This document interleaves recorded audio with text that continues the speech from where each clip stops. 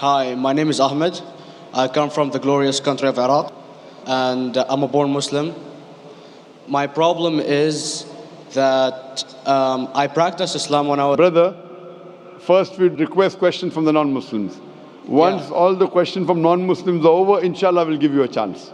Yeah, but I'm telling you my problem only. Okay. But you said you're Ahmed and you're a born Muslim. I am born Muslim. But now are you a Muslim or not? I'm agnostic. Oh, so now you have left the religion of Islam.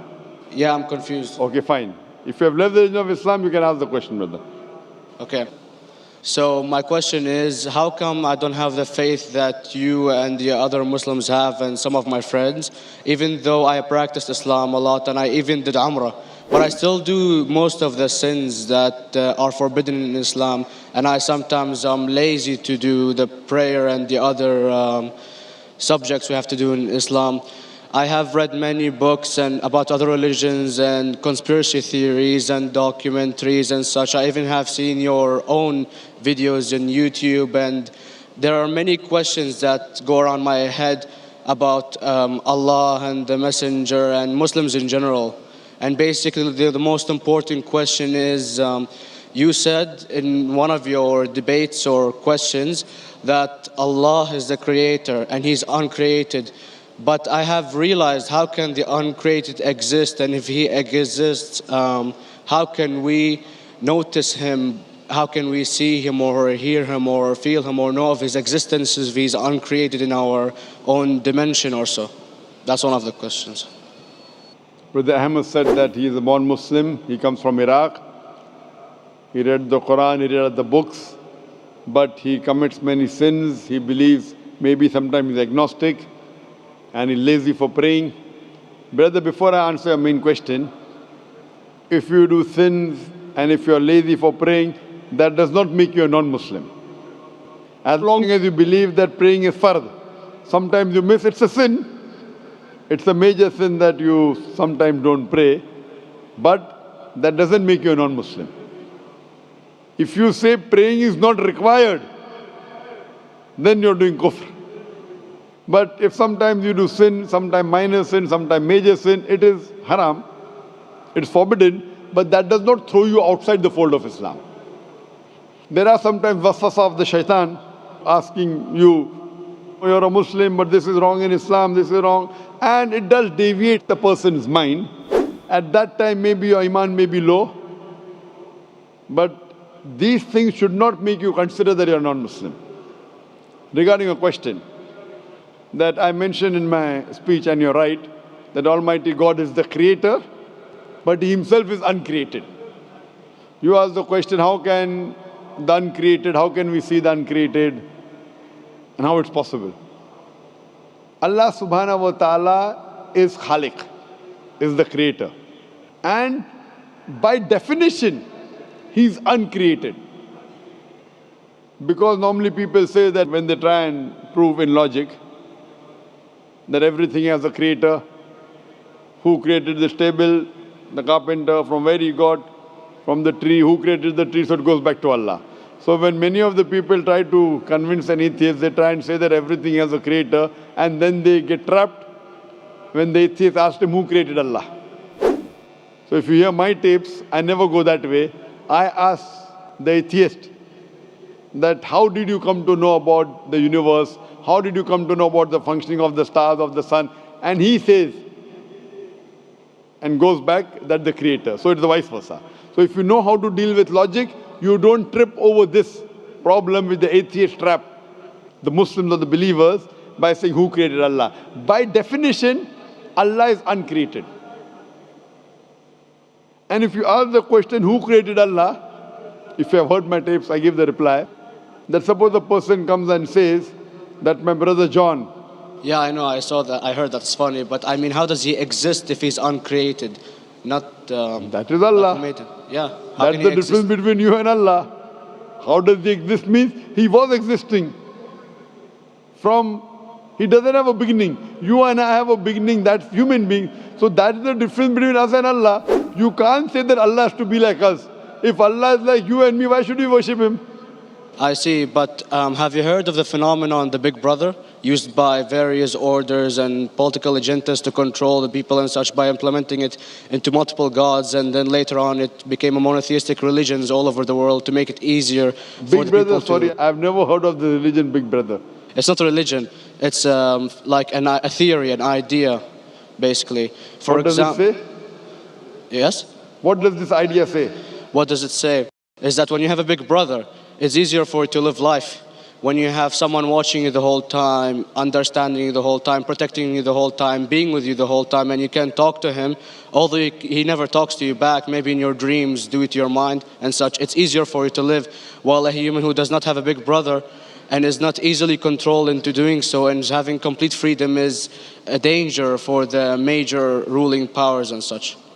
What does this say? I don't understand.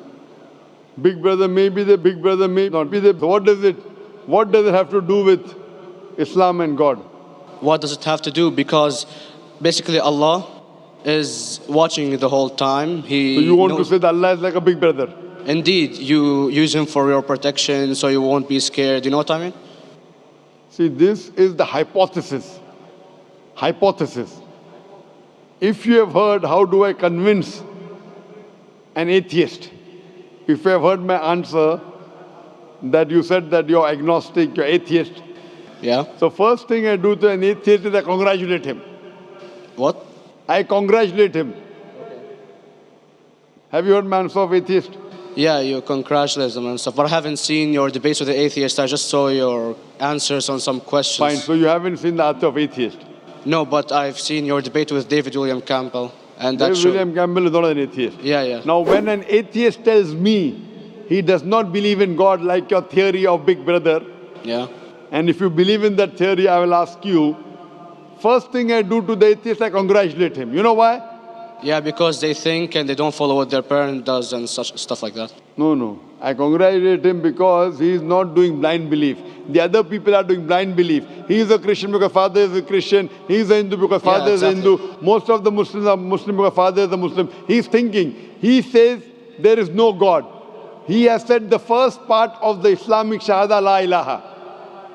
The reason I congratulate him is because he has said the first part of the Islamic Shahada, Islamic Creed, La ilaha. The only thing I have to do is illallah, which I shall do inshallah.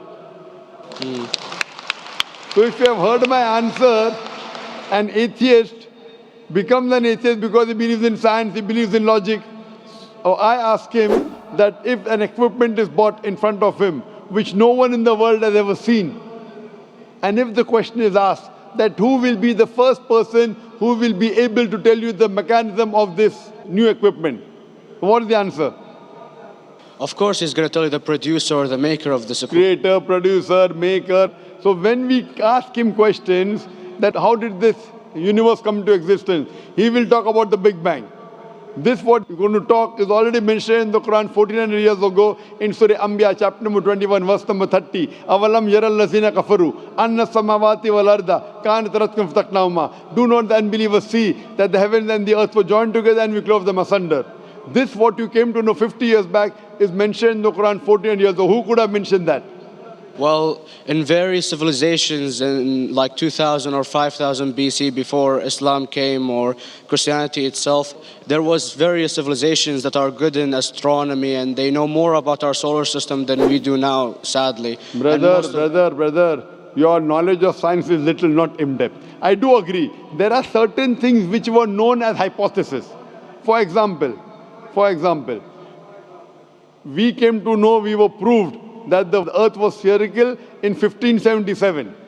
I know that in 6th century BC, there were Pythagoras who believed that the earth was spherical. But the same Pythagoras who believed the earth was spherical also believed that the earth was the center of the universe, which is wrong. You show me one civilization which believes 100% what the Quran has mentioned. I challenge you. What you say, so do you mean to say there was a person who said, okay, this civilization, out of 100 things, these 2 things are right. Out of 100 things, these 5 things are right. Out of this 100, and picked and chose. Who can do that? No one besides the Creator. Even if you know that there were 10 different civilizations, hundreds of civilizations, there is not a single civilization that you know in the past which knew 100% of science what we know today. So where is your logic? Where is your theory? I do know that certain things were hypotheses, which were proved later on. But there is not a single civilization which knows everything what is mentioned in the Quran. So the answer goes back to the original question, who could have collected this in the Quran? Someone 1400 years back, could he do and say, okay, out of these 100 things, these 3 are right, out of these 100 things, these 2 are right, out of this, it's not possible. Mathematically, it's not possible. Well, you never gave the idea of extraterrestrials or so. I mean, knowledge is power. And Brother, I'm asking you a simple question. We are not come here to have a debate. yeah. I'm asking you a question. Point out a single civilization. You're asking something else. Yeah, We are alright. not here to discuss. You can come in the room and discuss. You ask a question, I'm giving you the answer. You gave about old civilization. I told you you're right. But out of 100 things, 98 they were wrong. So I'm asking you, who could have mentioned this in the Quran? You're talking something else now.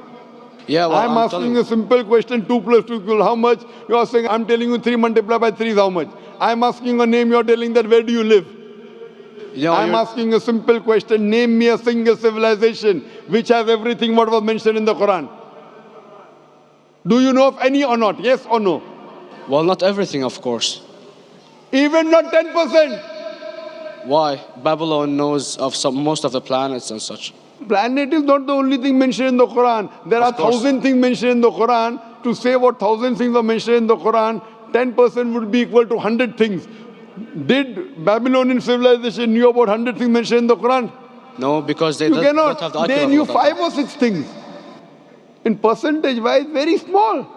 So of course. Who can be the author of the Quran besides the creator to know what is right, what is wrong?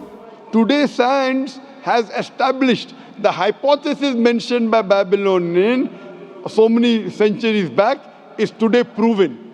So these were hypotheses in the past, which out of them many have been rejected, some have been accepted. So to collect all which is 100% correct has to be from the creator and no one else. Hope that answers the question.